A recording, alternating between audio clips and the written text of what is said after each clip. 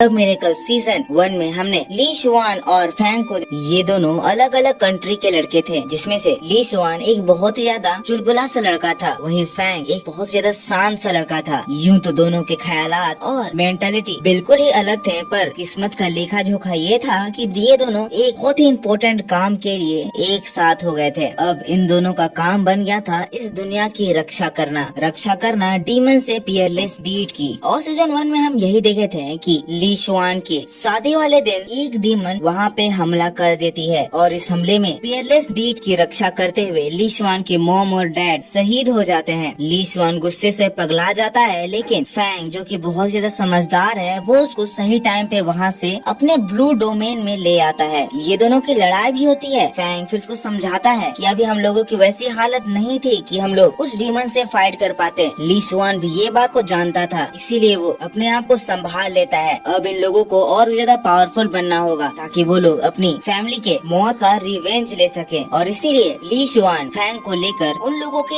Elder से मिलने के लिए जा रहा है। और अब आगे दोस्तों एपिसोड स्टार्ट होती है, जहां हम ये दोनों को फैंग के बोट में देखते हैं। अभी ये दोनों अपनी कल्टीवेशन कर रहे हैं, ध्यान लगाकर उस पियरलेस बीट को समन कर रहे हैं। और दोस्तों बहुत सारी कल्टीवेशन करने के बाद आखिरकार पियरलेस बीट उन लोगों के सामने आ जाता है। दोस्तों ये पियरलेस बीट है जिससे इस दुनिया का संतुलन टिका हुआ है। अगले ही पल बीट से एक तेज रोशनी निकलती है और फिर वो दोनों ही वहाँ से फिर टेलीपोर्ट हो जाते हैं। ये कोई पियरलेस बीट की अनपैरेलल दुनिया है। तभी फिर उन लोगों को उनके सामने दो लेजेंड पुरुष दिखाई देते हैं। दोस्तों ये पर्सन्स भी इन्हीं लोगों की तरह एक बॉन्ड से जुड़े हुए हैं, जो कि सबसे पहली बार पियरलेस बीट को फॉर्म करे थे। ये सब दोस्तों इन लोगों को इसलिए दिखाया जा रहा है ताकि ये लोग समझ सके कि इन लोगों के ऊपर कितनी बड़ी जिम्मेदारी है। और जैसा कि मैंने बताया कि अभी ही तो ये सीरीज शुरू हुई है, मेन एडवेंचर अभी से ही स्टार्ट होगा। यहाँ पे ये दोनों ये बात कर रहे हैं। बुक ऑफ प्रोफेसी में ये लिखा हुआ है कि अब डिजास्टर आने ही वाला है। इसी के साथ ह्यूमन बीइंग की स्पीसीज पूरी तरह से वीक हो जाएगी और फिर इन लोगों को इसी कंडीशन में कैटास्ट्रॉफ्स को फेस करना होगा। पर हमें ह्यूमन स्पीसीज को बचाना होगा। हम अभी इतने काबिल नहीं हुए हैं कि हम लोग उन कैटास्ट्रॉफ डीमन से पृथ्वी की रक्षा कर सके, पर हम इसको बचाने के लिए एक और बना सकते हैं। ये अभी के लिए इस दुनिया की उन डीमन से रक्षा करेगा। हम दोनों एक दूसरे से ब्लड लाइन से जुड़े हुए हैं। हमारे ही तरह फ्यूचर में भी दो लोग ऐसे होंगे जो लोग हमारी तरह होंगे, जिसके बाद वो लोग पियरलेस बीट समन करते हैं और फिर उसी के बाद अभी तक वो दुनिया सुरक्षित रहती है। पर फिर से डीमन लोग अटैक कर दिए हैं और अब जिम्मेदारी ली शुआन और फैंग के ऊपर आ गई है। यहाँ पे ये दोनों लेजेंड्स ये बता रहे हैं इस पियरलेस बीट की ताकत इतनी ज्यादा है कि इसको जब हमारे अगले जेनरेशंस यूज करेंगे तो वो अच्छी तरह से इस दुनिया को प्रोटेक्ट कर पाएंगे। और फिर वो दोनों इस पियरलेस बीट को एक्टिवेट करने के लिए अपनी जान की कुर्बानी दे देते हैं। साथ ही साथ जाते जाते ये लोग इन दोनों से ये प्रॉमिस मांगते हैं कि ये लोग अपनी पूरी जी जान लगाकर ह्यूमन रेस की रक्षा करेंगे और फिर उसको कभी भी मरने नहीं देंगे। अब ये लोग वापस से अपने रियल वर्ल्ड में। ली शुआन अब ये सब कुछ जानकर पूरी तरह से हैरान रह चुका है। वो कह रहा है हमारे ऊपर इतनी ज्यादा हैवी रिस्पॉन्सिबिलिटी आ गई है, मुझे नहीं पता था कि ये पियरलेस बीट इतनी ज्यादा इम्पोर्टेंट है। जिसके बाद अचानक से इन दोनों की बॉडी में कुछ होने लगता है। तब हमें पता चलता है कि ये दोनों अपने 7th लेवल से ब्रोक होकर 8th लेवल पहुंच रहे हैं। दोस्तों इस पियरलेस बीट की ये भी ताकत है कि ये किसी भी स्पीसीज की 3 दिनों की कल्टीवेशन एक दिन में ही करा देता है, जिसकी वजह से कोई भी इंसान बहुत तेजी से 3 गुना तेजी से पावरफुल बन सकता है। अब दोस्तों सीन यहाँ से शिफ्ट हो जाता है। अब वापस से ये लोग लैंड में आ चुके हैं। अभी ये लोग वही जगह पे हैं जहाँ पे पिछले बार डीमन ने हमला कर दिया था, जहाँ पे ली शुआन के मॉम डैड की जान चली गई थी। ये जगह पूरी तरह से तबाह हो गई है। ली शुआन ये देखकर फिर से एक बार उस भयानक मंजर को याद करने लगता है, कैसे उसके मॉम और डैड उस पियरलेस बीट को बचाने के लिए अपनी जान को दांव में लगाने के लिए भी एक पल के लिए नहीं सोचे, पर इसमें इन दोनों की ही जान चली गई थी। ली शुआन ये सब को याद करके रोने लगता है, जिसके बाद वो खुद को संभालता है और फिर अपने एल्डर के पास चला जाता है। ली शुआन दौड़ते हुए जाके एल्डर के पैरों में गिर जाता है, कहता है ग्रेट एल्डर मॉम और डैड नहीं रहे। ग्रेट एल्डर कहते हैं हाँ मुझे पता है हमारे किंग और क्वीन की जान चली गई है, पर तुम यहाँ पे वापस क्यों आ गए हो। फिर ग्रेट एल्डर बताते हैं उन्होंने प्रजा से ये कह दिया है कि महाराजा और रानी किसी काम के लिए यहाँ से अभी के लिए चले गए हैं ताकि यहाँ की परिस्थिति थोड़ी ठीक हो सके। राजा रानी की मौत की वजह से इस पूरे किंगडम में हड़कंप मच जाएगा, पर कभी न कभी तो ये बात पता चलनी ही वाली है। इसीलिए तुम्हें स्ट्रॉन्ग बन के आना होगा। पर अभी तुम्हें यहाँ से जाना होगा क्योंकि डीमंस अभी भी गए नहीं हैं। उस दिन 2 डीमन गॉड आए हुए थे, जिसमें से एक ने तुम्हारे मॉम डैड को मारा और दूसरा मेरे पास आ गया था। जिसके बाद वो बताते हैं किस तरह से उस डीमन गॉड ने इस ग्रेट एल्डर की भी हालत खराब कर दी थी। ये डीमन गॉड इतने ज्यादा पावरफुल थे कि ग्रेट एल्डर ने उनसे लड़ने की कोशिश करी, पर इन्होंने इनको इतनी आसानी से हरा दिया जैसे उन लोगों के सामने ये लोग कीड़े मकोड़े हैं। पर जब मैं इस फाइट से बाहर निकलकर वापस तुम्हारे मॉम डैड के पास गया, तब तक बहुत देर हो चुकी थी, सब कुछ खत्म हो चुका था। इसीलिए अभी के लिए मैं हमारे प्रजा को बस यही अनाउंस कर दिया कि हमारे किंग और क्वीन 3 सालों के लिए यहाँ से चले गए हैं। मैं 3 सालों के लिए हमारी प्रजा को किसी भी तरह करके संभाल तो लूंगा, पर 3 सालों बाद मुझे अनाउंस करना ही होगा कि उनकी डेथ हो चुकी है। उस समय तुमको यहाँ पे वापस आना होगा, यहाँ की गद्दी संभालनी होगी और तुम्हें लॉर्ड ऑफ थंडर सिटी बनना होगा। तो फिर ली शियान रोने लगता है। वो कह रहा है ये सब कुछ मेरे वजह से हुआ है, सब कुछ मैंने किया है, मैंने ही वो पीएलएस भी ढूंढा, इसीलिए डीमन आए, इसीलिए मॉम डैड मारे गए। अगर मैं नहीं होता तो मॉम डैड आज जिंदा होते। तो फिर एल्डर बताते हैं बेवकूफ लड़के, तुम्हें इस तरह की एक्शन शोभा नहीं देती है। तुम एक राजा के बेटे हो, तुम्हें तुम्हारे मॉम और डैड क्या इसी दिन के लिए बचाए थे? ये तुम्हारी गलती नहीं है, तुम्हें पीएलएस बीट मिला, ये सब विधि का विधान था। अब तुम्हें अपने फादर की लेगेसी और इस कंट्री को प्रोटेक्ट करना है। तुम्हारे फादर इस कंट्री को बचाने के लिए अपनी जान कुर्बान कर दिए हैं। तुम्हारे फादर की ये आखिरी इच्छा पूरी हो जाए। तुम्हें पता है आज हम लोग जिंदा क्यों हैं? अगर वो डीमंस चाहते तो हम लोगों को चुटकियों में मार सकते थे, पर हम लोग उनके सामने इतने ज्यादा कमजोर हैं कि वो लोग हम जैसे पावरलेस तुच्छ इंसान पर अपनी एनर्जी खर्च नहीं करना चाहते थे। हम लोग उनके सामने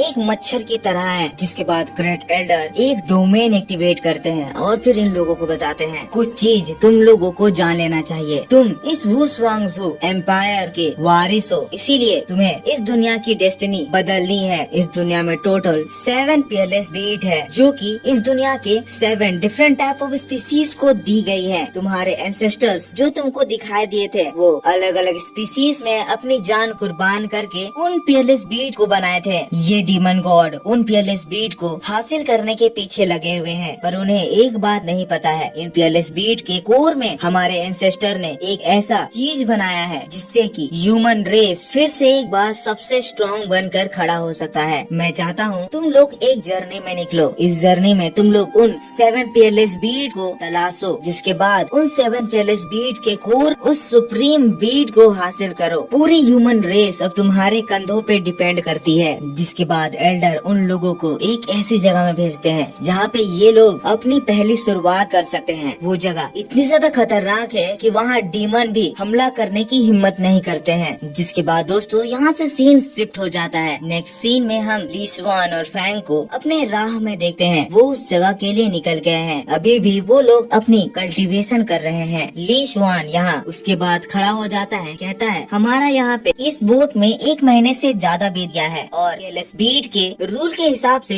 1 दिन का 3 दिन का कल्टीवेशन होता है। इसका मतलब हम लोग 3 महीनों की कल्टीवेशन कंप्लीट कर लिए होंगे और जैसा कि हमारा प्रोग्रेस हो रहा है हम लोग जल्दी ही अब 9th लेवल में पहुंच जाएंगे, इससे पहले कि हम लोग 30 साल के बूढ़े हो जाएं। और फिर दोस्तों अब ये लोग अपनी डेस्टिनेशन पर पहुंचने वाले हैं। उन लोगों का वो आइलैंड दिख रहा है, ये the great sea of life island है। यहाँ पे इन लोगों का पहला मिशन यहाँ से लाइफ स्टोन को लेना है। जैसे जैसे ये लोग उस आइलैंड के करीब जा रहे हैं हम देखते हैं उनके चारों ओर काले बादल घिराते हैं। उनके सामने की विजिबिलिटी एकदम 0 हो चुकी है, सामने का कुछ भी नहीं दिखाई दे रहा है। यहाँ पे फैंग कह रहा है ये सब कुछ मिस्ट इस जगह को आम दुनिया से प्रोटेक्ट करने के लिए है। यहाँ पे हम इस दुनिया के ब्यूटीफुल लाइफ को देख सकते हैं। इनके नीचे एक मेगा सी जायंट है। फैंग यहाँ पे ली शुआन को बता रहा है इस जगह पे रहने वाले ट्राइब स्पिरिट ट्राइब कहलाते हैं, जो कि यहाँ के सी ट्री में रहा करते हैं। यूँ तो ये लोग बहुत ज्यादा पीसफुल हैं, पर ये लोग अपने इलाके के लिए बहुत ही ज्यादा सतर्क भी हैं। इसीलिए हम लोगों का सबसे बड़ा प्रॉब्लम ये है कि हम लोग उन लोगों के